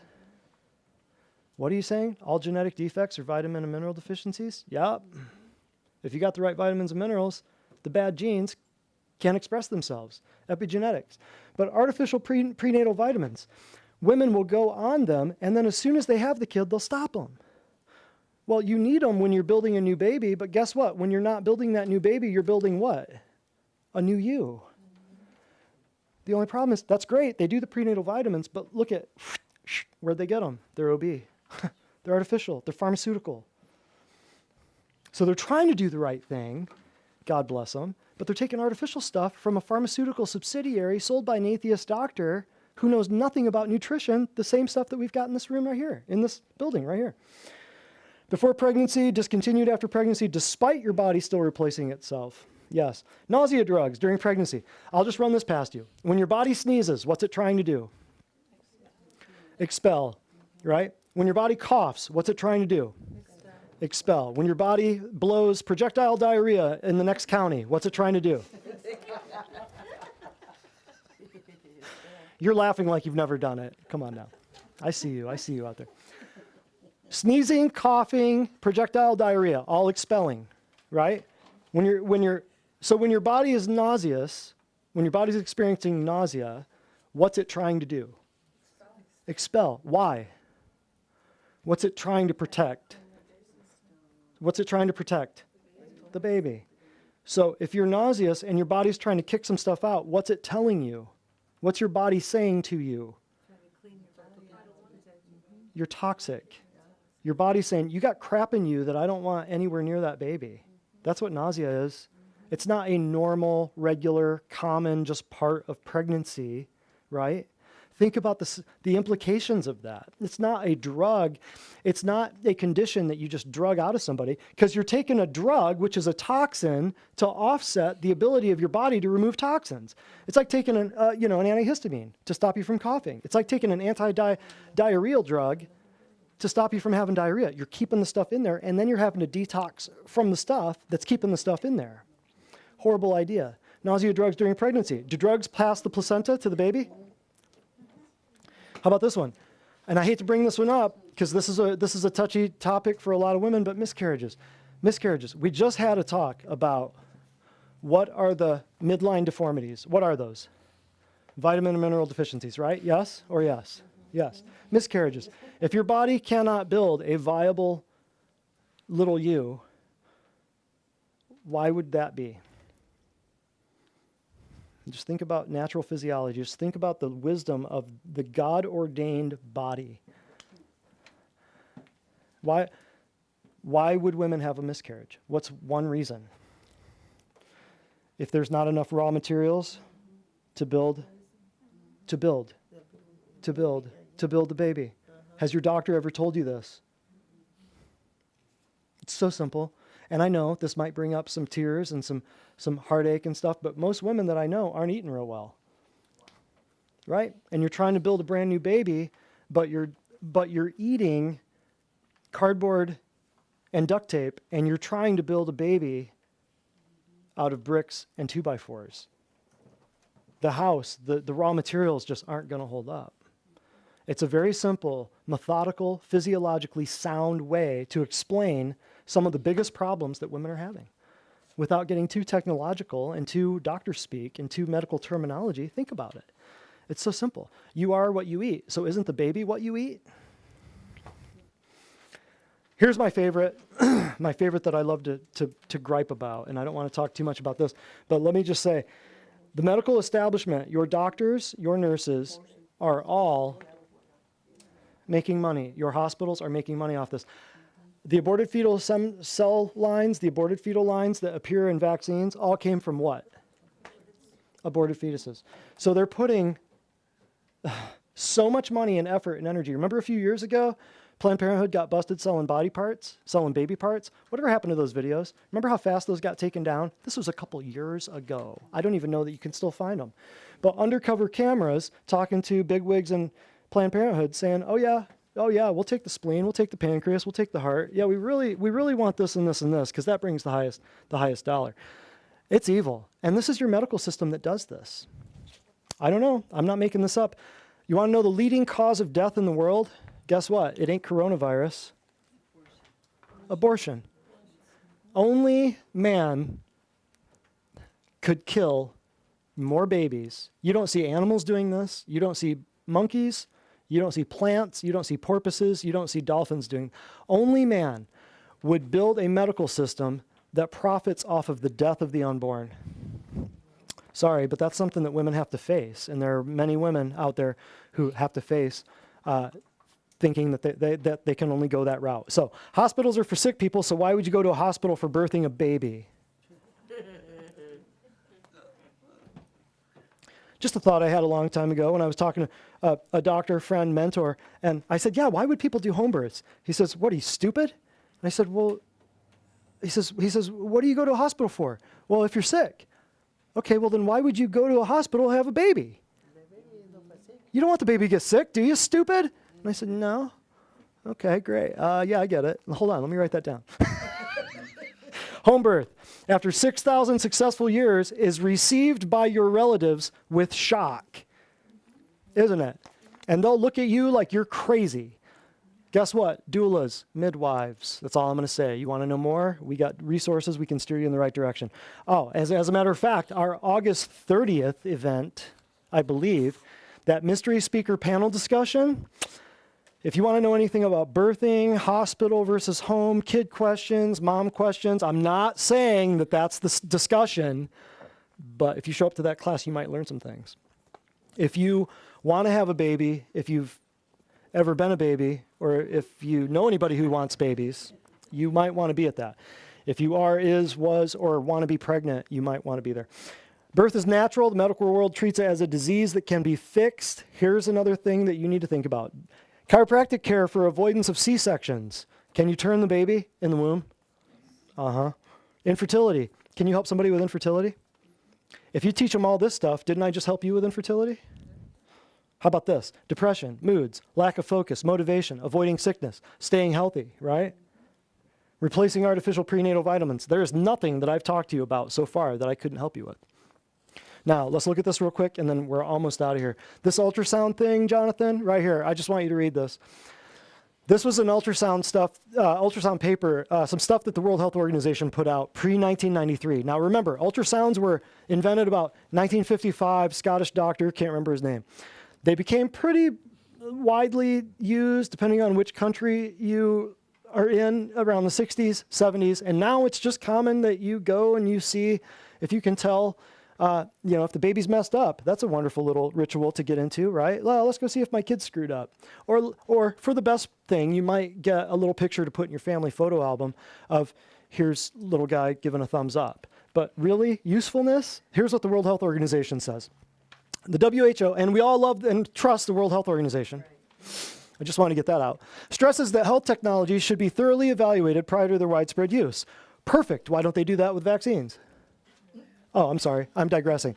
Ultrasound screening during pregnancy is now in widespread use without sufficient evaluation. Research has demonstrated its effectiveness for certain complications of pregnancy, but the published material does not justify the routine use of ultrasound in pregnant women. There's also insufficient information with regard to the safety of ultrasound use during pregnancy. Yeah, I'll let you read that again. There is as yet no comprehensive, multidisciplinary assessment of ultrasound use during pregnancy, including clinical effectiveness, all the stuff I just told you a little while ago, psychosocial effects, ethical considerations, legal implications, cost benefit, and safety. Well, there's a few reasons, right? The WHO strongly endorses the principle of informed choice. Okay, with regard to technology use, the healthcare providers have the moral responsibility, listen to this, hopping on our high horse, fully to inform the public about what's known and not known about ultrasound scanning during pregnancy, because they can inform you about what's not known. That makes sense. And fully to inform each woman prior to an ultrasound examination as to the clinical indication for ultrasound, its hoped-for benefit, its potential risk, and alternative available, if any. It's a whole lot of words to say a whole lot of nothing right there. So that was pre-1993. That's just ultrasounds. You know what they used to do back in the 30s? They used to x-ray babies. They used to x-ray pregnant women until they found out, oh, we're causing birth defects. Whoops. Along with the thalidomide and all the other crap. What was thalidomide? Anybody in this room know what thalidomide was? The thalidomide problem that one person in this room knows about thalidomide. Anyone else? Thalidomide? It was an anti-nausea drug that they gave to pregnant women. You've seen it, you've heard about it. As soon as I say this, you're all going to go, oh yeah. Babies born with no arms, no legs? Oh yeah, there you go. You've seen pictures of it in your textbooks. Oh yeah. That was the medical system too. Remember that? So that being said, here's another Amanda time. Commercial break. All right. So this one, she says, I was diagnosed with endometriosis between stage 2 and 3 back in 2010. I have had many surgeries trying to help and nothing worked. After starting at Divine Design, making the lifestyle changes that they recommended, I am finally on the right path. I eliminated using tampons and now have shorter periods, less cramping, and a lighter flow. They have helped me so much. Life is so much better with less pain. Right on. Real life testimonials right there. Perfect. Ask your OBGYN and your pediatrician how many real life testimonials they have. And then I'll compare that one little thing that they had to a whole wall full of testimonials out here. Let's mean what we say and say what we mean. All these variants are so scary. Takes the injection of gene-altering mystery substances that had 0 long-term safety studies. Oh no, look what the unvaccinated people have done to me. Are the vaccines effective? No.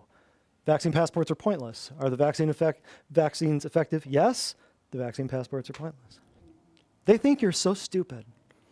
They think that you cannot critically think at all. But you know what? They're kind of right, Because remember what I showed you at the beginning? People are indoctrinated, fluoridated, medicated. They're banking on you being chemically lobotomized, so you can't even figure that out. Just thinking, well, we'll put it on TV, we'll cram it down their throats, they'll eventually be medicated, sedated, and irradiated enough to where it just won't even occur to them, and they'll be a zombie walking around like in Divergent. That'll be it.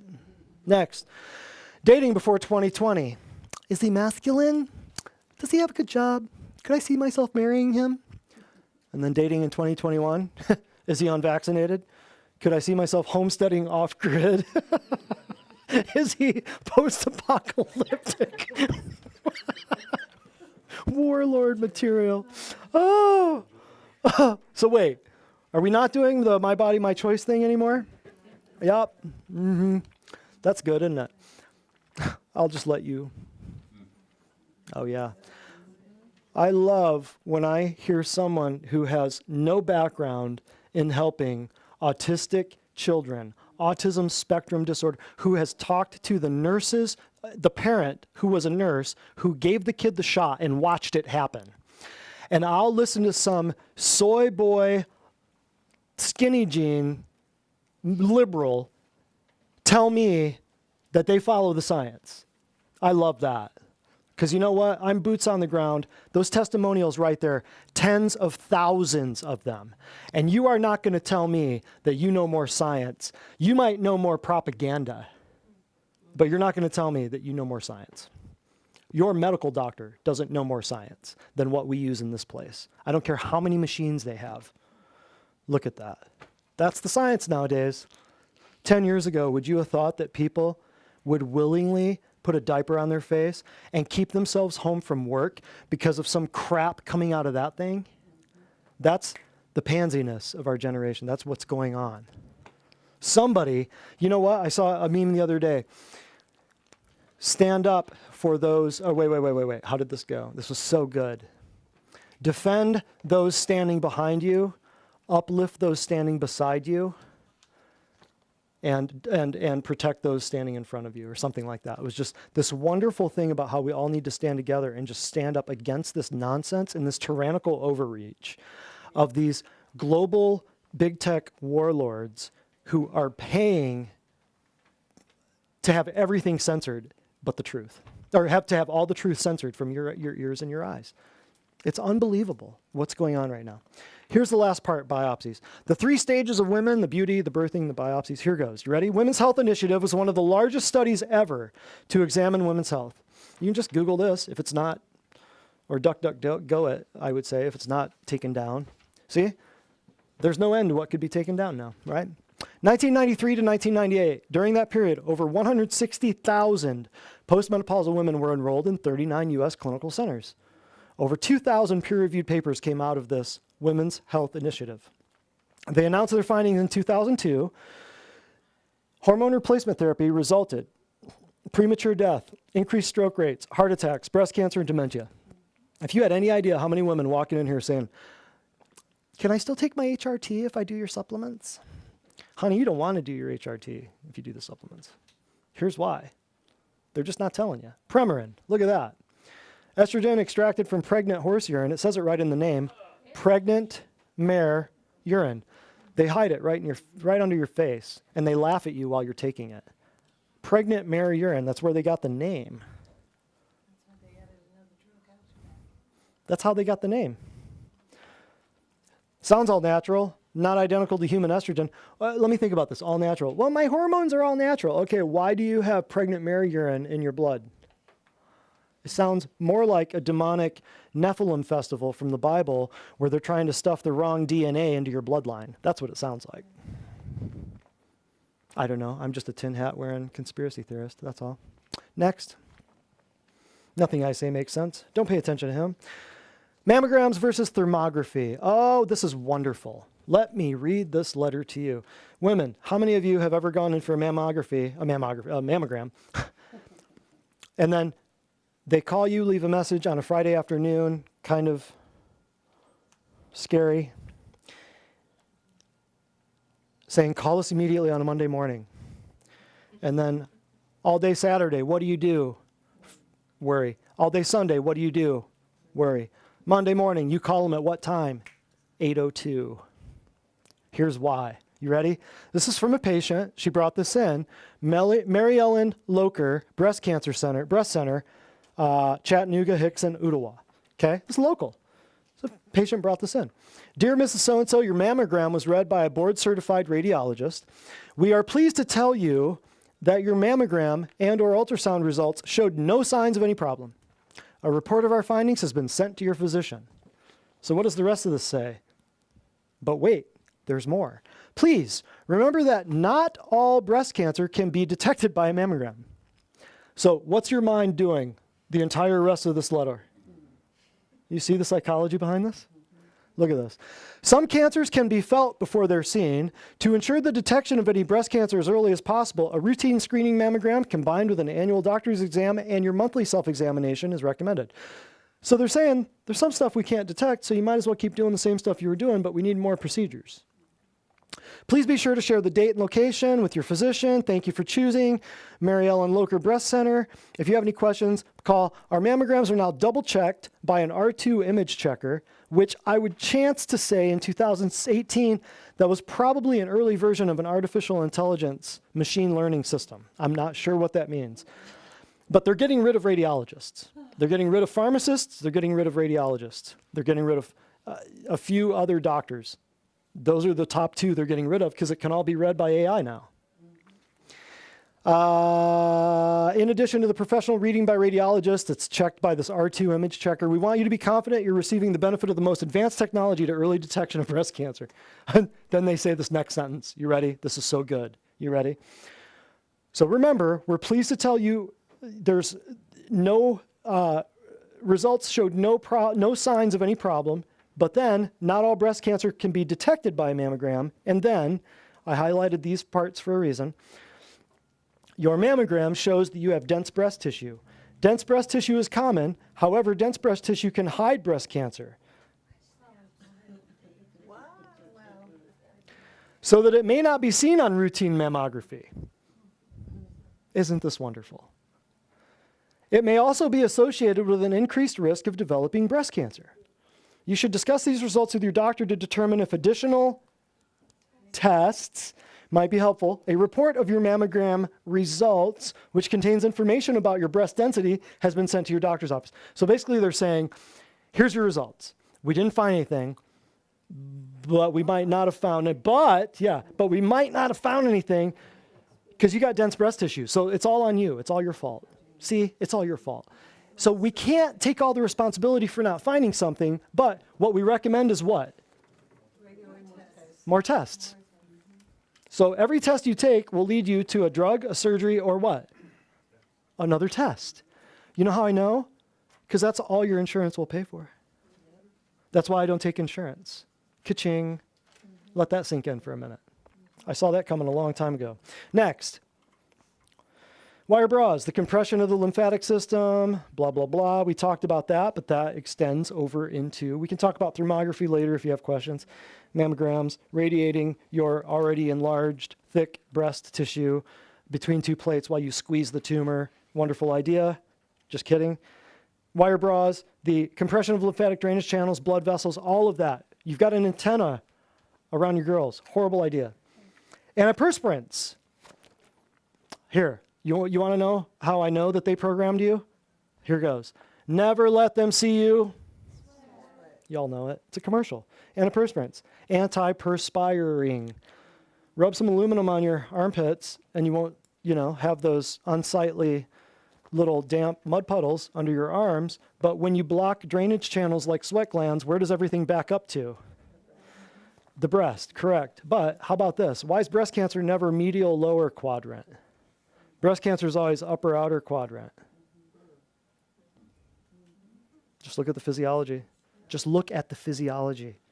I'm not saying cutting your aluminum deodorant will always stop the breast cancer. What I'm saying, though, is there is little in this world more toxic to living tissue than aluminum.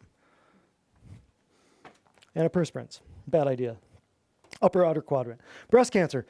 Mammograms. This is what you experience, you know, the breast cancer stuff, the mammograms, the breast cancer, the mammograms, antiperspirants, the HRT, the germs, the genes. What is the HRT? What did it lead to? What was one of the big things HRT led to, according to the study, the Women's Health Initiative? Breast cancer. You can't make this up, man. This is too good. Then, as you age and you get more parish, medical weight loss clinics, right? You ever notice I Love Lucy, Leave It to Beaver, Brady Bunch? What was specifically missing? Obesity. No fatties. No one. No one. Look in your family photo albums. Find me a fat person before 1980. Find me one. I'm looking. Next. Dieting and weight loss drugs and fads. Craig, Ornish, Weight Watchers, all that nonsense, counting grams, carbs, calories, just another way to get you all obsessive compulsive, in which case they're going to give you a psychiatric med for being obsessive and compulsive. Then they're going to put you on ADD, another psychiatric med to get you to lose weight, to stop you from eating. And then you're going to be going to the gym 5 hours a day, not thinking straight, trying to count your grams and carbs and calories because you don't know that you're just eating crap food and you're still tired all the time. See, the endless circle, women? See why I'm bringing this to you? You see why this is such a huge thing? Guys, are you starting to put it together? Like, holy cow, this is what's going on. No wonder. Poor women, right? Everybody give the women a round of applause. How you still walk around in high heels blows my mind. After all of this, it's unbelievable. Liposuction, cosmetic surgery, bariatric surgery. Well, we talked about cosmetic stuff, the nips, the tucks, liposuction. Well, you wouldn't need the liposuction if you didn't eat crap food, right? Bariatric surgery. Let me just say something about that. For everybody out there thinking that's the answer, that is not the answer. Bariatric surgery is where somehow they staple, they cut, they J-tube your stomach, they take out your stomach and attach it to your intestines. They change. Bariatric surgery is where they shrink your stomach. I mean, there's a billion different ways that they butcher you. It's where they change your digestion forever. If you change the way you absorb food, forever you are changed. Forever you are changed. Let that just sink in. So all your aunts and uncles and grandparents that have been talking about getting the bariatric surgery, they should really look into it, and you should get them here, and I'll tell them. I've got testimonials from people that had all kinds of bariatric surgeries and what they went through and what the doctors didn't tell them. They've told me this. I've said, yo, write that down right here. I need other patients to hear what they never told you, what you wish you would have known before you got that bariatric surgery. And you gain the weight back anyway, because guess what? You're still eating what? Garbage. You just got part of your digestive system fully removed forever so that you can still eat crap. Yeah, I am a little perturbed. I'm perturbed that people aren't told this. I'm perturbed that you're lied to. I'm perturbed that there's not more honesty and integrity in the medical field. I'm perturbed that there's not more honesty and integrity in chiropractors. Where are they? They've been laying down like the churches this whole time, afraid of some bug that doesn't exist. It's nonsense. Oh, Jesus, this right here, honestly. Hypo and hyper. If I had a nickel for every woman that walked in here and said, my thyroid is hypo, and I'm not making fun of them, I'm just saying that's the simplicity. That's how fully they've been lied to and suckered. Yeah. Think about this. Your organs, just put it this way, your organs are all running a marathon. Just daily basis, right? Your organs are trucking along. So then something happens, say to your thyroid, say to any organ. It's going to try to speed up, right? And run with everything else, because your body's one unit, right? So an organ, say in this case the thyroid, it's going to try to keep up. But after a while, it's just going to say, I can't do it. So what comes first? Hyper. It's trying to run. It's trying to keep up. Think just like a person would, right? It's trying to keep up. Then over time, long term of it trying to keep up, what comes next? So simple. Your body's it's a machine. It's the same thing that would happen in a car. It's the same thing. Don't get suckered by all these blood tests and all these medical terminology things. They take blood labs and they tell you your thyroid's the problem. You know why? It's the only organ they can test on a blood lab. Women, it's always your thyroid. But really, it's not your thyroid. You know why? Because what runs your thyroid? Your pituitary, your hypothalamus. Is there a blood test that can detect your pituitary or your hypothalamus? No. What are they always going to find? Thyroid. And you're going to go to these functional medicine doctors that are going to be T3, T4, reverse T3, reverse T4. You got to do the functional thing, and it's all pathological, and it's this and that. Stop the gluten, stop the celiac, stop this, stop that. They're never going to tell you that you're spraying perfume on your stinking thyroid every day, right? There it is. Simple. Simple, simple, simple. I'm never going to sit you down and look at your blood labs and point out T3 and T4 and reverse transcriptase and all this crap. It's not going to happen. Not going to happen. You don't need that. You need the truth. You don't need stupid stuff on a lab chart. Some people would think that's nuts, but it's simple. But how do I know that that's what happens with women? Because they get one blood test and they're on Synthroid for 35 years. And you still feel like crap, but your TSH looks better this time. It's unbelievable. Unbelievable. HRT creams, pills, potions, lotions, troches, they come in many shapes and sizes. But the word bioidentical, say that over a few times. Bioidentical, bioidentical, bioidentical. Let that sink in. Just let that sink in. Bio meaning life, identical. So the drugs they're in a laboratory, right? So identical to life. Now, put that on the back burner for a moment and think of the last time a human created a rock. Never happened. How about a blade of grass? Never happened. How about an acorn? Never happened. Could a human create an ant? Could a human create sand? So how in God's green earth do you think a human is going to create a bioidentical hormone? You've been lied to. We've all been lied to. Your bioidentical hormones are not bioidentical. Humans can't make an enzyme. How are you going to make a hormone? It's a lie. Oh, and this stuff, what I love about this, guys, women are on estrogen and progesterone. You sleep in the same bed, the same concept as vaccine shedding, which with this vaccine, it's not a vaccine, so you can't say shedding, but you could say transmitting, right? So when the women are giving off the hormones through their skin, pee, poo, breath, sweat, where do you think it's ending up? When you're sleeping next to them. Then you're going to go and find out you're low on what? See that? Take that. It's not just affecting you, ladies. It's affecting your kids. And it's affecting your husband. You just don't know it. Scars. We already talked about C-sections, episiotomies, tattoos, piercings, implants. Those scars can disrupt the bioelectromagnetic force of your body, the traveling of your nerve system, nerve impulses from low to high, high to low, left to right. Well, you can fix those. How do you fix them? Easy. Right here in my office, we fix them. IUDs and BCPs, controlled menopause, controlled menopause. When you see these words, you think about putting your daughters on these, or your aunts or uncles or cousins, their kids, your cousins. Remember, just think controlled menopause, controlled menopause, controlled menopause at 12, 16, 25, fill in the age. Next, processed foods. You know what? We did the thing a couple weeks ago with what do I eat? I'll make it very simple. The top 5 things that suck. You ready? Sugar, grains, dairy, soy, and corn. That's it. Your diet sucks because you are eating those 5 things.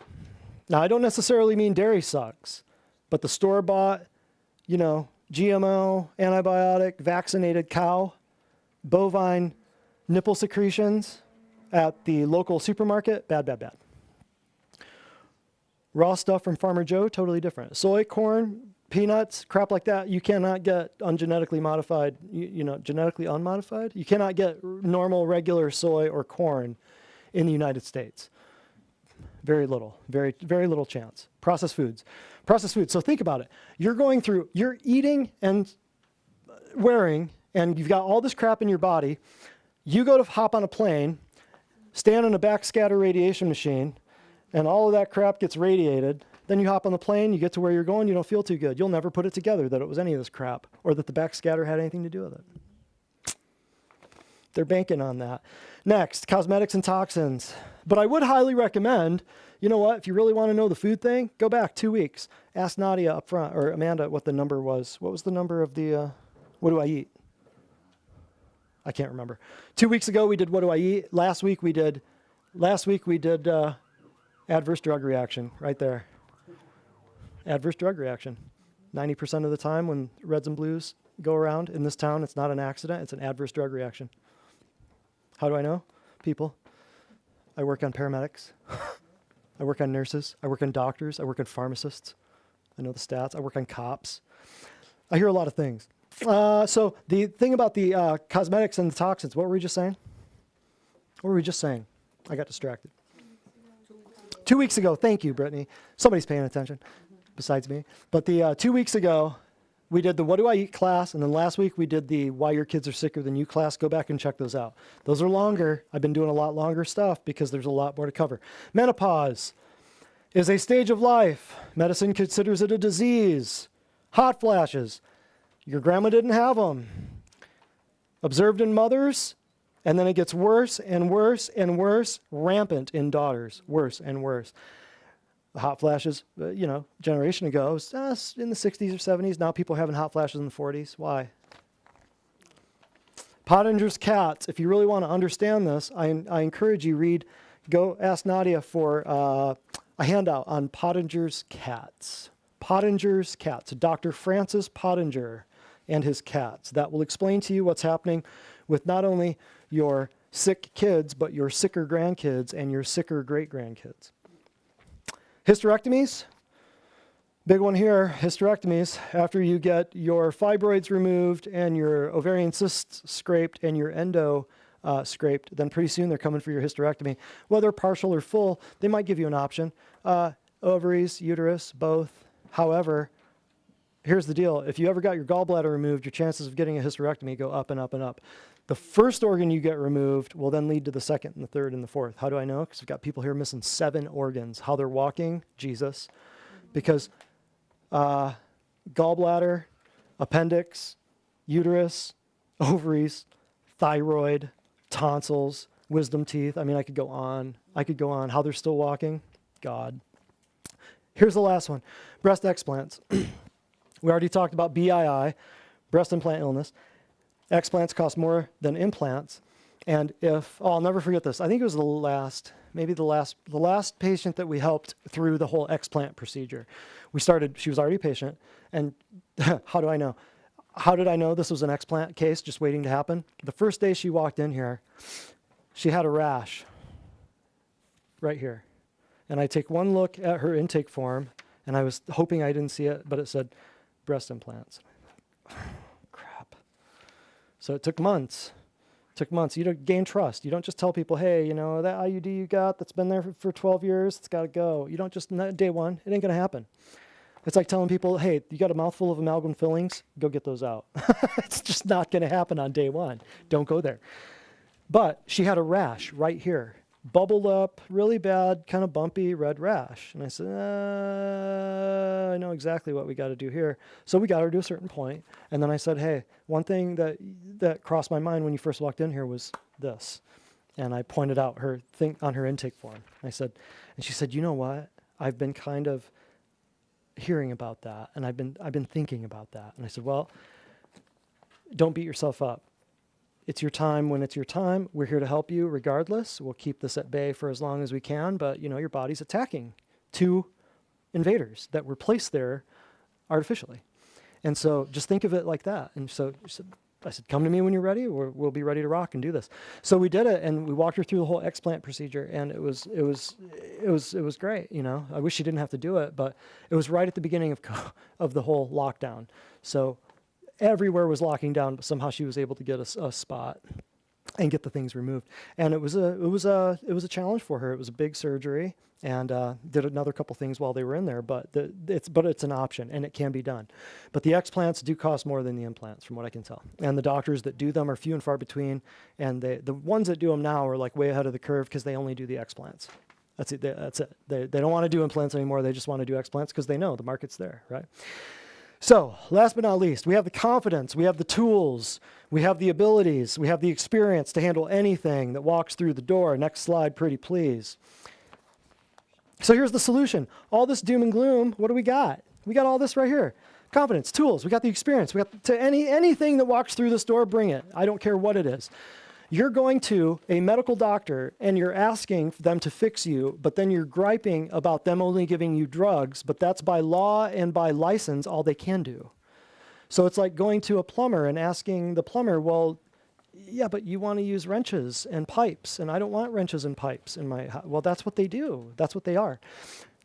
Don't gripe about the doctor, gripe about the system, because that's all they can do by license, so bring it. My patient says, my doctor says that my diabetes, thyroid, weight, whatever it is, fill it in, ladies. I've heard this 5,000 times each year. It's this.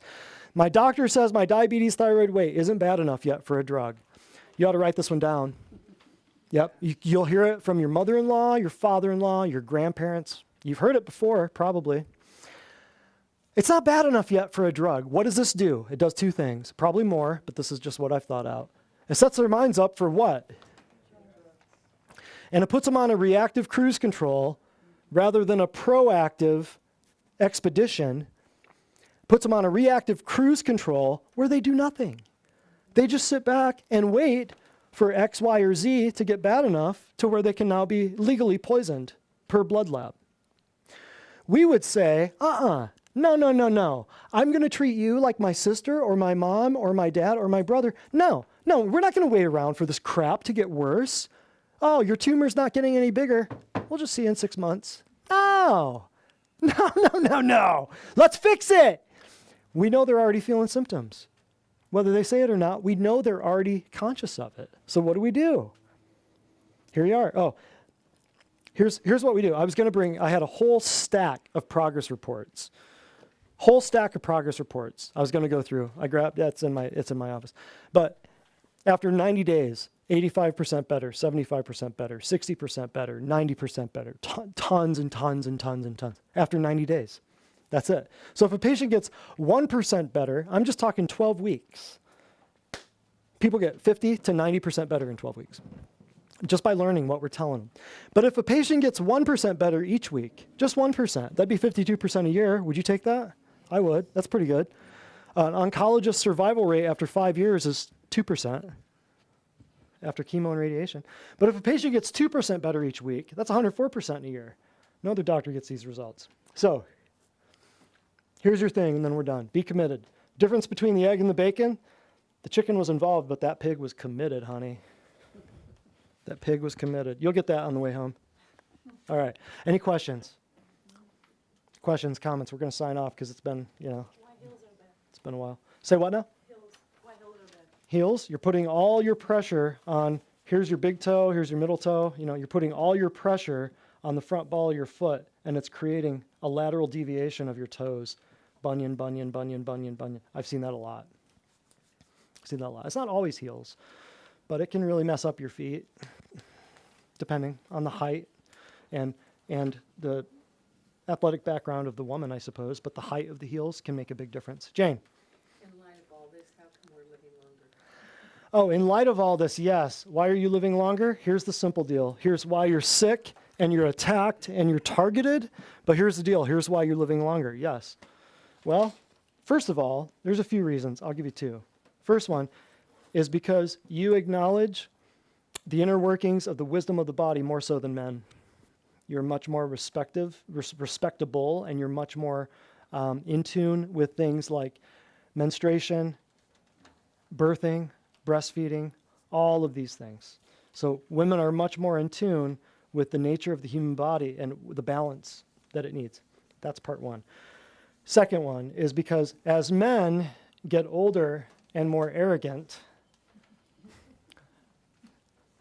wow, tough crowd. But as men get older, Their testosterone goes down. What happens to their estrogen? It goes up at a certain age, right? Women, in the exact opposite, their estrogen goes down and their testosterone goes up. Right around the same time period, right? Left side of your brain is pretty much more receptors for testosterone. Right side of your brain, for the most part, more receptors for estrogen. So as you go from more of a left-brained thinking, left hemisphericity man to a right hemisphericity woman, as you cross over from estrogen dominance to testosterone dominance, your immune system is run by which side of your brain, right side or left side? Left side. So testosterone, right? So as women, you age, estrogen goes down, testosterone goes up. What happens to your immune system? It gets stronger. Stronger, stronger, stronger. Whereas men, oh, I'm indestructible. 18, 20, 25, 30, 35. What they don't know, testosterone's going down, estrogen's going up. So their immune system's going down because that right brain is getting heavier, heavier, heavier. So that's why I tell guys when they come in here, the women might be 1 foot in the grave, but the guy is standing right at the edge. I tell him, you need to be in here as much as she does. You don't feel it right now, but you're falling apart. You are one clot, stroke, condition, chest pain away from a long trip in the emergency room, my friend. You just don't know it yet. You've had the false impression of complete, indestructibility for far too long. Good question. Yeah, usually when I mention that, I always forget to say it at the end. But yeah, we talked about it. Good one. Does that make sense, though? Women, they always have more conditions. Arthritis, all the stuff we didn't talk about here. Arthritis, depression, anxiety, allergies, diabetes, all those things. Who has them more, men or women? Women, right? Same thing. High cholesterol. That's not a disease. Oh. Oh, is it not disease? Cholesterol's your friend. You're made of cholesterol. I'm looking at it right now. You're made of it. Yes. They've tricked you into thinking cholesterol was bad. It was my body produced my Your body produces cholesterol, yes. Until you take a statin drug. Until you take a statin drug and then it stops making cholesterol. But every cell in your body has cholesterol. You have to have cholesterol to live. Your brain, your nerves, made of cholesterol. What happens when you take a statin drug? You can't remember where you put your car keys, right? So I stopped taking. Hold that thought. We're not going to get into personal stuff on camera. Hold that thought. We'll talk about it after. Any other general questions? No? Let's shut her down. Dr. Brett Spradlin, next week we are doing the stress, the death cascade. That's August 16th. We are filling that board right there with a list of diseases, pretty much every disease that you're ever going to hear of, some form of, and we're going to show you how stress is the beginning of all disease. Dr. Brett Spradlin, Divine Design Natural Health. We'll see you next week. All right. Shut her down. What else?